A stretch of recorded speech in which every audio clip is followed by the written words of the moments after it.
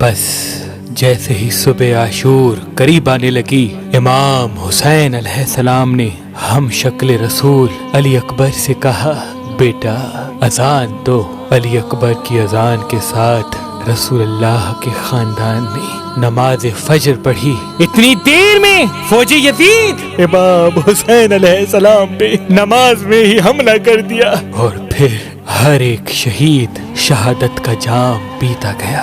کبھی حر شہید ہوتے ہیں تو کبھی زہر شہید ہوتے ہیں، کبھی چون شہید ہوتے ہیں، کبھی حبیب شہید ہوتے ہیں، کبھی امام حسین شہزادے قاسم کے ٹکڑے چنتے ہیں تو کبھی غازی عباس کے بازو اٹھاتے ہیں، کبھی علی اکبر کے سینے سے برچی نکالتے ہیں تو کبھی اپنے معصوم صغیر علی اصغر کے گلے پہ تیر دیکھتے ہیں۔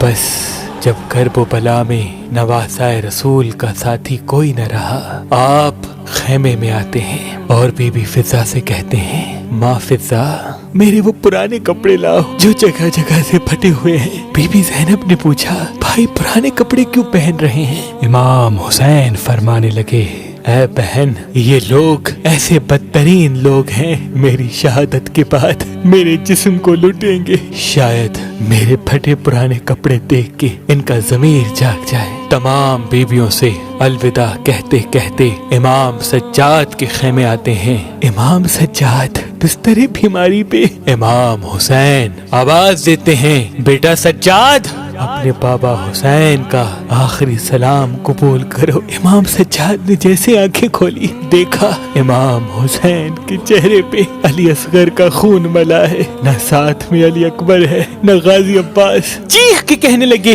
بابا، بھائی اکبر، چچا عباس، ہمارے لوگ کہاں ہیں؟ امام حسین نے فرمایا، سجاد صبح سے لے کے اب تک سب جام شہادت پی چکے۔ امام سجاد سہارے سے اٹھتے ہیں اور کہتے ہیں، بابا مجھے اجازت دو۔ امام حسین نے فرمایا، سجاد تمہارا امتحان یہ نہیں بلکہ تمہارا امتحان تو میری شہادت کے بعد شروع ہوگا۔ تجھے اپنی بہنوں اور ماؤں کے ساتھ قیدی بنایا جائے گا۔ سجاد تمہیں پتھر مارے جائیں گے، باغی کا بیٹا بلایا جائے گا۔ سجاد اسلام کا نام بلند کرنا، ہر جگہ اپنے نانا کی رسالت کی گواہی دینا۔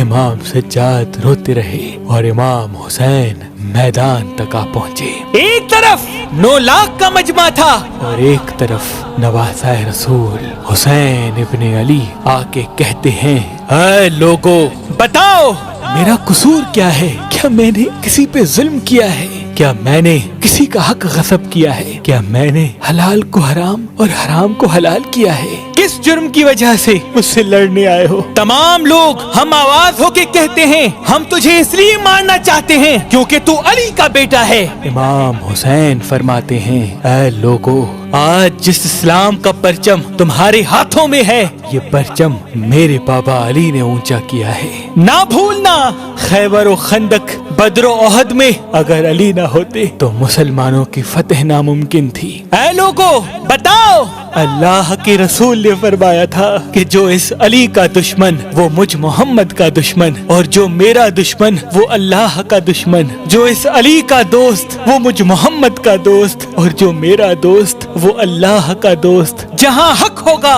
وہاں علی ہوگا، اور جہاں علی ہوگا وہیں حق ہوگا۔ آج اسی علی کے بغض میں تم مجھے اور میرے بچوں کو مار رہے ہو۔ اتنے میں فوج یزید ادھر ادھر دیکھنے لگی۔ عمر بن سعد نے کہا، شمن نے کہا کہ حسین کی بات نہ سنو، حملہ کر دو بس۔ امام حسین علیہ السلام پہ فوج یزید نے حملہ کر دیا۔ امام حسین جیسے ہی ذوالفقار نکال کے فوج یزید کے حملے کا جواب دیتے ہیں، تاریخ نے لکھا لاکھوں فوجی بھاگنا شروع کر دیتے ہیں۔ کربلا کی زمین پہ کوہرام برپا ہو گیا۔ دنیا کی تاریخ میں ایسی جنگ کبھی نہ دیکھی تھی کہ ایک طرف 9 لاکھ کا مجمع اور دوسری طرف رسول اللہ کا ایک نواسا۔ فوجی اشقیا جا کے دارالامانہ تک پہنچ گئے اور امام حسین فرماتے ہیں آؤ ایک بھوکے کی جنگ دیکھو، ایک پیاسے کی جنگ دیکھو، رسول کے اس نواسے کی جنگ دیکھو جس کا جوان بھائی مارا گیا، جس کے جوان بیٹے کے سینے میں برچھی کو مارا گیا، جس نے اپنے ہاتھوں سے اپنے 6 ماہ کے بچے کی قبر بنائی۔ امام حسین زمین کربلا میں شیر کی طرح حملہ کر رہے ہیں، اتنے میں آواز غائب آتی ہے، اے حسین تیرا رب تجھ سے راضی ہوا۔ امام حسین نے اس صدا کو سن کے ذوالفقار کو تھام لیا۔ عمر بن سعد نے کہا شمر یہ علی کا بیٹا ہے، اس کو شہید کرنا ناممکن ہے، جاؤ خیموں کو آگ لگاؤ۔ بس فوج نے بیبیوں کے خیموں کو آگ لگا دی۔ امام حسین کبھی خیموں کی طرف بڑھتے ہیں، کبھی فوج کی طرف آتے ہیں۔ عمر بن سعد نے کہا اس 9 لاکھ کی فوج کو 4 حصوں میں تقسیم کر دو اور چاروں طرف دور ہو کے حسین کی طرف تیر نیزے بھالے پھینکو۔ تاریخ نے لکھا فوج یزید نے دور سے تیر چلانا شروع کر دیے، کہیں سے تیر آتے ہیں، کہیں سے کوئی بھالا پھینکتا ہے، کہیں سے کوئی برچھی مارتا ہے۔ جس کے پاس مارنے کے لیے کچھ نہ تھا وہ کربلا کی گرم زمین سے پتھر اٹھا کے امام حسین کی طرف پھینکتا ہے۔ امام حسین کا جسم زخموں سے بھر گیا۔ تاریخ نے لکھا امام حسین کے جسم میں اتنے تیر لگے کہ امام حسین کا جسم نظر تک نہیں آ رہا۔ بس نواسہ رسول گھوڑے کی زین سے زمین پہ آتے ہیں۔ فوجی یزید خوشی سے جھومنے لگی،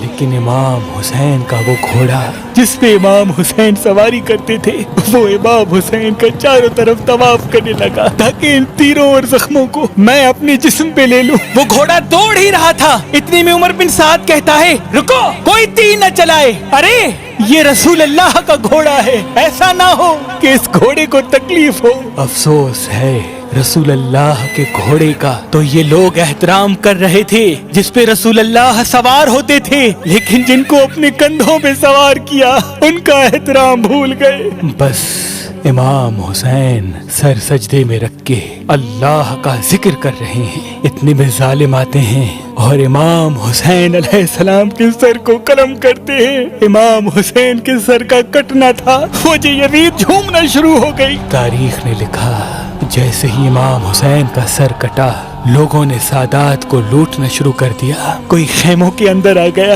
اور بیبیوں کے سروں سے چادروں کو لوٹ لیا، رسول اللہ کے گھر کے سامان کو لوٹ لیا، تو کچھ لوگ امام حسین کے پاک جسم کی توہین کرنے لگے۔ ایک ظالم قریب آیا، امام حسین کے ہاتھ میں ایک انگوٹھی تھی، اس کو اتارنے کی کوشش کی، نہ اتری، اس ظالم نے امام حسین کی انگلی کاٹ لی اور پھر امام حسین کے جسم مبارک کو کربلا کی گرم زمین پہ ادھر سے ادھر رسیوں میں باندھ کے گھماتے رہے۔ عمر بن سعد نے کہا اب حسین کی لاش کا وہ حشر کرتے ہیں کہ رہتی دنیا تک کوئی بھی یزید کے خلاف آواز نہ اٹھائے، حسین اور اس کے ساتھیوں کے جسم سے سروں کو کاٹ کے الگ کر دو اور سب کے جسم سامنے رکھو، گھوڑوں کو تیار کرو، ان کی لاش کو پامال کر دیں گے۔ زمین کربلا گواہ ہے، کہیں سے کوئی قبیلہ آ کے کہتا ہے کہ علی اکبر کی ماں ام لیلا ہمارے قبیلے کی ہے، ہم علی اکبر پہ گھوڑے نہیں دوڑائیں گے۔ کہیں سے کوئی کہتا ہے عباس کی ماں ہمارے قبیلے کی ہے، کہیں سے کوئی کہتا ہے قاسم کی ماں ہمارے قبیلے کی ہے، کہیں سے حر کی لاش کو کوئی اٹھا لیتا ہے، کہیں سے حبیب کی لاش کو کوئی اٹھا لیتا ہے۔ بس کربلا کی گرم زمین پہ صرف فاطمہ زہرا کا بیٹا پڑا رہا۔ کسی ظالم نے یہ نہ کہا کہ یہ ہمارے رسول کا نواسا ہے۔ بس گھوڑوں کو تیار کیا گیا اور امام حسین کی لاش کو پامال کیا گیا۔ تاریخ گواہ ہے، مشرق کے گھوڑے مغرب کی طرف دوڑتے ہیں، مغرب کے گھوڑے مشرق کی طرف دوڑتے ہیں۔ امام حسین کی لاش کو اتنا پامال کیا کہ امام حسین کا سینہ امام حسین کی پشت سے جا ملا، امام حسین کے جسم کے ٹکڑے ہو گئے۔ فوج یزید امام حسین کی لاش پامال کر رہی ہے اور وہاں شمر اور عمر بن سعد خوش ہو رہے ہیں۔ اتنے میں اندھیرا چھا گیا اور یوں غریبوں کی شام بچھ گئی، بے پردہ بیویاں زمین کربلا پہ بیٹھ کے شہیدوں کا ماتم کر رہی ہیں۔ امام سجاد نے دیکھا کہ زمین رو رہی ہے، آسمان تڑپ رہا ہے، کہیں قیامت نہ آ جائے۔ اپنے سر کو سجدے میں رکھا اور پوری رات اللہ کی نعمتوں کا شکر کرتے رہے۔ بس شام غریباں کا ڈھلنا تھا، 11 محرم کا سورج طلوع ہوا۔ شمر رسول اللہ کی بیٹیوں کو قید کرتا ہے اور قیدی بنا کے کوفہ و شام کی طرف چلا جاتا ہے۔ امام حسین اور ان کے ساتھیوں کی لاش زمین کرب و بلا میں بے گور و کفن پڑی رہی۔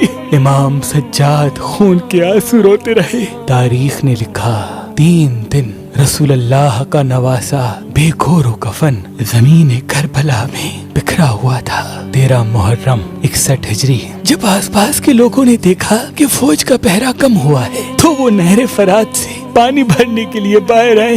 بنی اسد کی عورتیں دیکھتی ہیں کہ زمین کربلا پہ لاش بکھرے ہوئے ہیں، وہ چیخ کے روتی ہیں اور اپنے اپنے مردوں کے پاس جا کے کہتی ہیں، اے لوگو، یہ رسول اللہ کا خاندان تھا، شاید یزید کی فوج نے ان کو قتل کر دیا، آؤ ان غریبوں کی لاشوں کو تدفین کرتے ہیں۔ ان کے مردوں نے کہا، کیا کہہ رہی ہو، یزید نے مارا ہے، ایسا نہ ہو کہ ان کو تدفین کریں اور کل یزید ہمیں بھی مار دے۔ وہ عورتیں رو کے کہتی ہیں، اے بدبخت لوگو، اللہ کے رسول نے فرمایا تھا کہ میں اجر رسالت کچھ نہیں مانگتا سوائے اس کے کہ میری اولاد سے محبت کرنا۔ اے لوگو، اگر تم نہیں جاتے تو ہم عورتیں جاتی ہیں اور ہم رسول اللہ کے خاندان کو تدفین کرتی ہیں۔ کچھ کے ضمیر جاگے اور کچھ مرد کچھ عورتیں زمین کرب و بلا پہ پہنچی، دیکھا یہ کسی کے جسم پہ سر نہیں، لاش زمین کرب و بلا میں بکھری ہوئی ہے۔ انہوں نے سوچا کہ سب کی پہچان کرنا ناممکن ہے، ایسا کرتے ہیں ایک بڑا کھڈا کھودتے ہیں اور تمام شہیدوں کو اس کھڈے میں تدفین کر دیتے ہیں۔ اور یوں